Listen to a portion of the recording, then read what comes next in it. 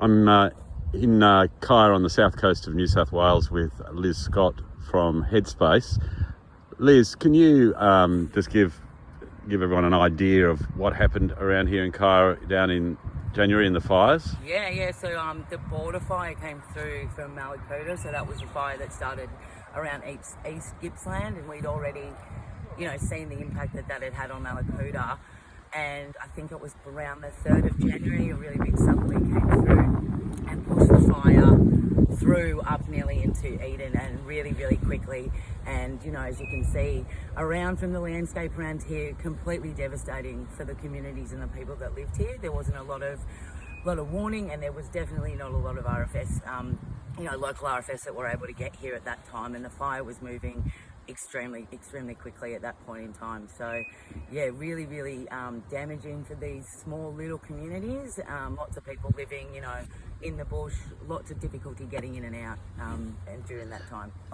With Connecting Communities Australia, we'd like to bring a team down here to help. What sort of people could we help, and what sort of jobs do you think that people perhaps missed out on the support from government? Yeah, so there's lots of, like everybody knows, there is lots of grants around there, but the eligibility criteria for that can be quite restrictive for some people that didn't lose their whole property or didn't, were a little bit away from the fire. A lot of it had to do with geographical stuff, and so even, some smoke damage and things like that, water tank damage. I know a lot of people around here that were buying water for months after the fires because they couldn't afford to get their water tank cleaned, and they didn't qualify for the grants at that point in time. So although there is a lot of support around there from places like Red Cross and Service New South Wales and the government, there are a lot of people that just don't fit the eligibility criteria. So even like outbuildings and sheds and things like that. And so what we're seeing now is a lot of people leaving community, and housing is a massive issue for us even before the fires happened. So we're seeing lots of people really struggling to find safe and secure housing at the moment.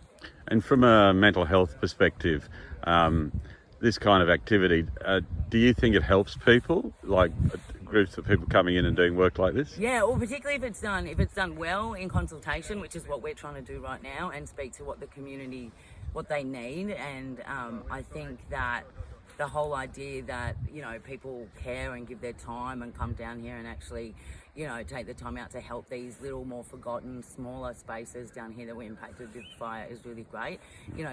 I'm working in the community development space, and bringing communities together for recovery is massively important. So it's been a tough 3 or 4 months since COVID sort of came in, because we haven't been allowed to do a lot of those things. So I think we really need to really focus on that community connection, and I think something like this could bring a lot of these smaller communities down here that don't necessarily identify or come together. I think a project like that could be really powerful in bringing those people together. And obviously taking into account COVID, but if we could hold an event, would that help bring the community together, do you think? Yeah, definitely. We haven't been able to do anything like that. I know we had, as HeadSpace and young people, we had a lot of events lined up that have just sort of gone on the back burner, and if we could do that in a safe way, I think that would be a really powerful way to just get people to just do that social connection, in a physically distancing way, but no dancing. No dancing, just listening to music. But